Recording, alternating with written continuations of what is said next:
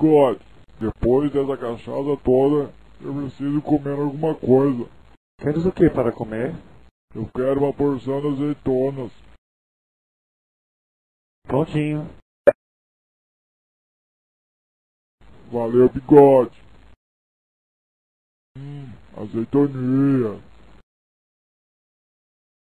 Opa. Nossa, tá difícil.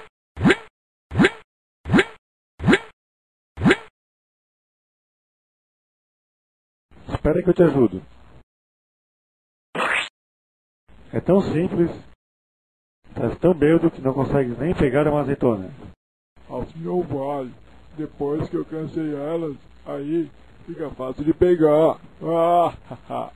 Eu só quero ajudar e você me vem com gracinha. Vais tomar uma azeitonada na testa, para deixar de ser folgado.